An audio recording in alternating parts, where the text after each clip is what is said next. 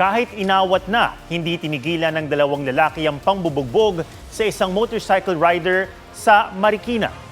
Ayon sa pulisya, pasahero ng rider ang babaeng sumisigaw at umaawat. Base sa investigasyon, biglang hinarang ng umano'y lasing na magkaangkas na lalaki ang rider. Kalaunan na aresto ang nanakit na suspect. Nakadetain siya at nahaharap sa reklamong physical injury at malicious mischief. Wala pang pahayag sa media ang suspect. Pinagpapaliwanag din ng Land Transportation Office o LTO ang mga taong sangkot sa gulo. Ang sagupaan ng ating mga sundalo at Coast Guard ng China sa Ayungin Shoal noong 2024 na ulit ngayong araw. 2 sundalo natin ang nasaktan. Kinundina ng ating gobyerno ang pangaharas ng China. Pero sagot ng Chinese Embassy, may video sila na patunay na Pilipinas ang nagsimula ng gulo. May report si Jonathan Andal. Walang humpay ang hampasan ng sagwan at baton sa videong ito ng AFP na nakunan kaninang umaga sa Ayungin Shoal. Ang mga sundalo ng Philippine Navy sa maliit na rubber boat dehado sa mas malaking motorboat na sakayang 8 tauhan ng China Coast Guard. Sa gitna ng hampasan, nasira ang rubber boat ng Navy. Napuruhan pa sa ulo ang isa nating sundalo. Ayon sa AFP, nabigyan ito at isa pang nasaktang sundalo ng first aid. Pinag-aaralan kung kailangan silang i-medevac o medical evacuation. 2 tropa natin na injured. Yung isa required 4 stitches sa kanyang ulo. Almost 2 inches yung haba ng kanyang sugat. Yung isa naman may mga galos, may mga bruises sa kanyang braso. Sapagkat sinasangga niya ang hampas sa kanila. Ayon sa AFP, galing sa barko ng China Coast Guard na may bow number 21560 ang mga CCG personnel. Sakay ng Rigid Hull inflatable boat, inikutan nila at kinunan ng litrato at video ang BRP Sierra Madre na outpost ng Navy sa Ayungin Shoal. 2 rubber boat sakay ang ating mga sundalo ang dineploy para itaboy ang China. Gate ng AFP, kalmado at hindi confrontational ang ating pagpapaalis. Pero sino unang nanghampas? Yung China Coast Guard personnel. Makita naman natin sa video, marami silang humahampas. We're purely defensive. Na pangsangga lang para wag lang sila matamaan. Aggressive actions at assault ang tawag ng AFP sa ginawa ng China Coast Guard na nagpahamak sa ating mga sundalo at nagpalala sa sigalot sa West Philippine Sea. Panawagan ng AFP sa China, itigil ang illegal, agresibo at mapandinlang na kilo sa West Philippine Sea at sumunod sa 2016 Arbitral Award na nagpatibay sa karapatang pandagat ng Pilipinas sa linsunod sa international law. Sabi ng ating Department of Foreign Affairs, anumang karahasan laban sa ating mga tauhan ay hindi katanggap-tanggap. Ang Chinese Embassy naglabas ng video ngayong gabi para patunayang ang mga sundalong Pinoy ang nang-udyok at unang nang-atake. Pero sa artikulo ngayong araw ng Global Times, isang state-owned newspaper ng China, sinabi ng China Coast Guard na habang nagsasagawa raw sila ng routine patrol sa Renai Jiao, ang tawag nila sa Ayungin Shoal, nag-deploy ng 2 rubber boat ang BRP Sierra Madre na tinawag nilang Illegally Grounded Vessel number 57. Sa kabila raw ng mga babala nila, matulin at walang habas daw na lumapit ang mga bangka ng Pilipinas sa kanilang patrol vessel para nila'y palibutan at banggain. Mga Pinoy raw ang unang nanghampas gamit ang sagwan at patpat. Dagdag nila, binabaligtad ng Pilipinas ang istorya. Nanawagan sila sa Pilipinas na itigil ang atin umanong panghihimasok, panguudyok at pagpapakalat ng maling impormasyon. Noong June 17, 2024, mas malala ang ginawang pangaharas ng China Coast Guard sa resupply mission noon. May dala pang palakol ang isang CCG personnel. Armado rin sila ng patalim na pinangsaksak sa mga bangka ng ating tropa. Nanungkit sila ng itim na bag sa bangka ng Pilipinas, laman ng mga baril at cellphone ng mga sundalo. Gumamit pa sila ng laser na pangsilaw at tear gas. Sa gitna ng panggigipit ng China, naputulan ng hinlalaki si Seaman First Class Underwater Operator Jeffrey Facundo. Pati medevac sa kanya noon pahirapan dahil sa panghaharas ng China. They don't speak of what the Chinese Communist Party has been saying, that they are for the peaceful rise of China. Their actions on the ground show otherwise. Jonathan Andal, GMA News. Bago ngayong gabi, walang face-to-face classes sa public at private schools bukas, July 21, sa Pateros, mula preschool hanggang senior high school. Via alternative mode of learning muna ang mga klase. Ayon sa lokal na pamahalaan, bunsod yan ng mga kumakalat na bomb threat sa social media. Yan din ang dahilan kaya suspendido ngayong araw ang klase sa Pateros National High School at Pateros Elementary School. Patuloy ang koordinasyon ng LGU sa pulisya, school heads, district supervisors at Parents Teachers Association para ma-verify at masuri ang sitwasyon.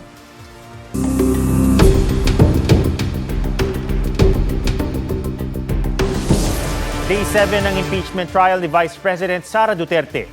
Kaugnay sa reklamong unexplained wealth, ipinasabina ng impeachment court ang bank records at tax records ng bise at asahang si Attorney Manasseh Carpio. Hindi naman kasamang pinasasabina ang mga dokumento sa ilang foreign currency accounts at ilang korporasyon. May report si Ian Cruz. Pwedeng snapshot ang titingnan natin. Kailangan mula sa unang araw ng paglingkod ng isang lingkod bayan, yung kanyang final na salin, lahat ng mga kinita niya ay makita natin. So ang tanong namin, saan ba dito yung relevant or material? Kasi lahat na po ng records hiningi eh. Ang tagisan ng opinyon at legal na basihan kung dapat bang ipasubina ang bank records ng mag-asawang Vice President Sara Duterte at Attorney Manasseh Carpio mula 2007 hanggang 2021. Dinuldukan ngayon ni Impeachment Court Presiding Officer Cheese Escudero. The court finds that the requested documents meet the requirements set forth above. They are reasonably described, readily identifiable, prima facie relevant, and material to the allegations under Article 2. Pagdidiin ng impeachment court, hindi talaga maihiwalay ang bank accounts ng mag-asawa, pero tanging peso-denominated bank records lang ang saklaw ng sabina. Foreign currency deposits are governed by Republic Act No. 6426, particularly Section 8, which recognizes only one exception to confidentiality: the written permission of the depositor. So far as the request covers foreign currency deposits of the respondent, her spouse, separately or jointly, as well as the corporation and partnership, it is denied. Such accounts shall be excluded unless and until a written consent of the respective depositors is produced. May go signal na rin ng korte na ipasabina ang bank accounts ng 19 na iba pang kumpanya. Ang datos ng paglabas-masok ng pera sa bank accounts ng mag-asawa mula sa Anti-Money Laundering Council at ang record ng Bureau of Internal Revenue ng income tax returns ng bise at ng kanyang umano'y negosyo. Gayunman, sabi ng korte, The court will only allow these records to be used to establish a factual baseline against which the respondent's assets, financial transactions, and business interests during her present term may be assessed. hindi kasama sa mga pinapasubina ang bank at tax records ng JTC Group of Companies at Pikimong Philippines Corporation. Their general information sheets do not identify the respondent or her spouse as shareholders, and the prosecution at this time failed to show either a direct business interest or a clear and convincing basis to disregard their separate juridical personalities. Para sa depensa, hindi nila masasabing malaking setback ang ruling na halos lahat ng hiling na subpina ng prosekusyon ay napagbigyan. Pero may legal remedies na raw silang maaaring gawin, kabilang ang pagdulog sa Korte Suprema. There's always the possibility of going up because, as I mentioned earlier, everything is subject to judicial review depending on the circumstances available. This is something that we have to discuss as a team and also, of course, in consultation with our client. Masaya naman ang prosekusyon sa tagumpay nilang maipasubpina ang twin motion nila ukol sa AMLAC, bank records, pati na ang BIR records ng bise at asawa nito. Wala naman daw problema kung hindi pinayagan ang pagbubukas ng foreign currency deposits ng pangalawang Pangulo. Dahil sa desisyon ng impeachment court, inaasahan ng hihingi ng permiso ang BIR Commissioner kay Pangulong Marcos para ilabas ang tax records ng bise at ng kanyang asawa.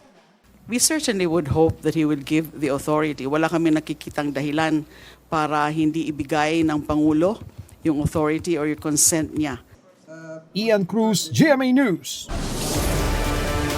Sa pagbubukas ng ikapitong araw ng impeachment trial, hindi ang pagpapasabpina sa bank o tax records si Vice President Sara Duterte ang unang inungkat ni Senator Robin Padilla, kundi ang kinaharap niyang reklamong obstruction of justice sa Ombudsman.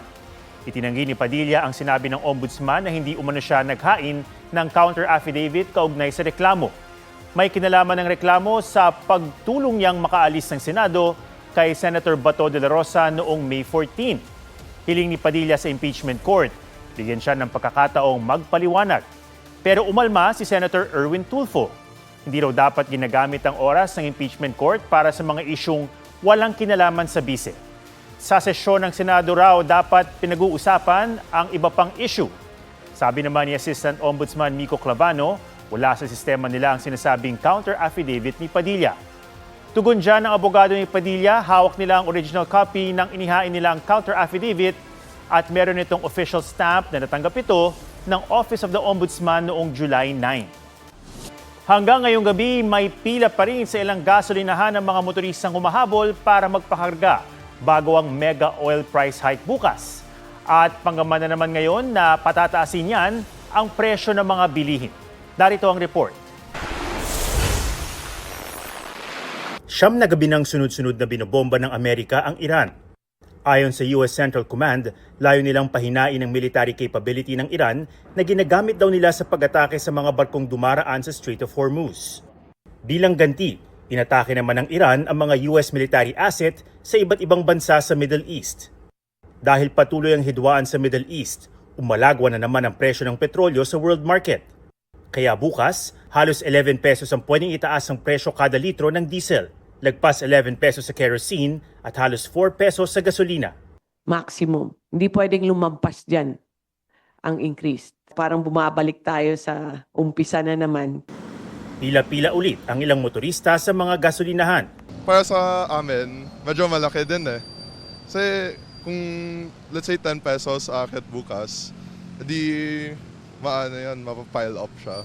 Yung ibang gasolinahan, minsan wala na, minsan puno na. Kaya nagbakasakali ako dito, walang pila. Pagtitiyak ng Department of Energy, sapat ang supply ng langis sa bansa. We are still above our legally required na 30 days.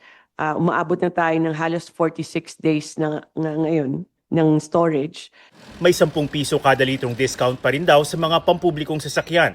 Pero di sapat yan para sa grupong Manibela.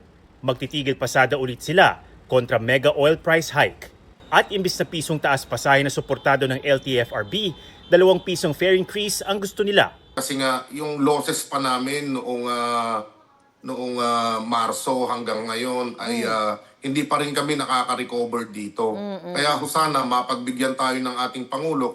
Pero para sa grupong Pasang Mazda, hindi tigil pasada ang solusyon.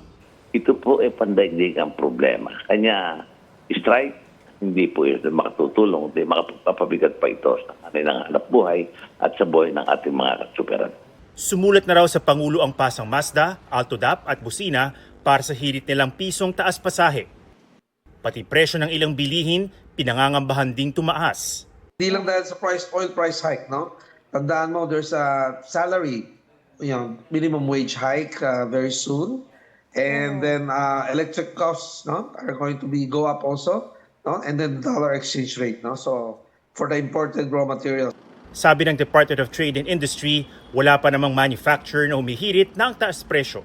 Para maibsan ng kalbaryo ng mga mahihirap na Pilipino, sinimulang ipamahagi ng DSWD ang 2,000 pisong ayuda sa ilalim ng Unified Package for Livelihood, Industry, Food and Transport o UPLIFT program.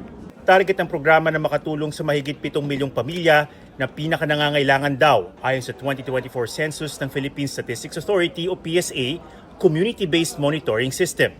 Umaalma naman ang ilang wala sa listahan dahil nangangailangan din naman daw sila. Kung sakali po sana na mabigyan po siya ng ganong tulong, bibili niya po sana ng maintenance niya po.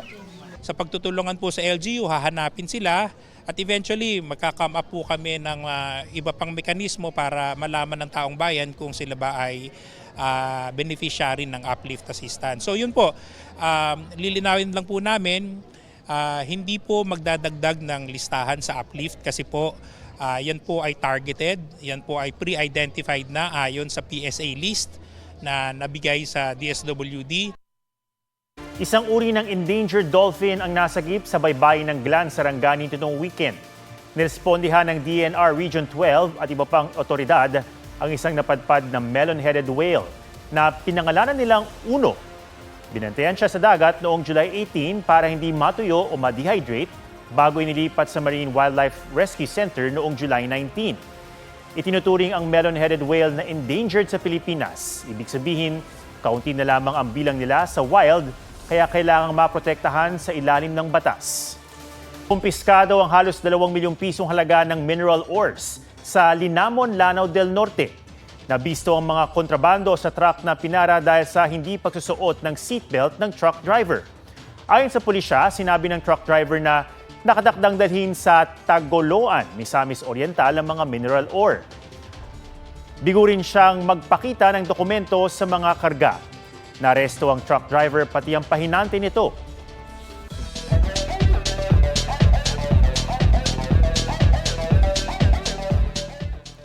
Ikinagulat pero minahal ng netizens ang social media update ni Sparkle star James Graham. Nambighani siya sa mga video kung saan mas pinakita niya ang kanyang femininity. Sabi niya sa post, "You don't have to be scared anymore."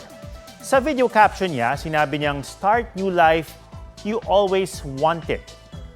Nag-iwan din siya ng mensahe sa comment na nais niyang maging inspirasyon para maging totoo sa sarili at maging masaya.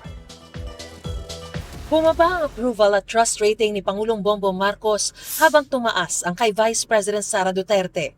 Batay ito sa survey ng Pulse Asia noong June 28 to July 6, 2026 sa pamamagitan ng face-to-face interviews. Bumaba sa 29% ang approval rating ng Pangulo ngayong Hulyo mula sa 36% noong Marso. Lumaki ang kanyang disapproval rating mula 45% noong Marso, naging 50% nitong Hulyo. Ang kanyang trust rating bumaba mula sa 35% noong Marso sa 28% ngayong Hulyo. Nasa 51% naman ang distrust rating sa Pangulo ngayong buwan, mas mataas kaysa 44% noong Marso. Si Vice President Duterte naman tumaas ang approval rating sa 56% nitong Hulyo mula 55% nitong Marso. Tumaas din ang kanyang disapproval rating mula 27% nitong Marso sa 29% ngayong buwan. Tumaas naman ang kanyang trust rating mula 54% noong Marso sa 58% ngayong Hulyo. Ang kanyang distrust rating nasa 27% ngayong Hulyo, mas mataas sa 26% noong Marso. 2,400 representative adults edad 18 pataas ang in-interview para sa survey. Meron itong error margin na plus or minus 2% at confidence level na 95%.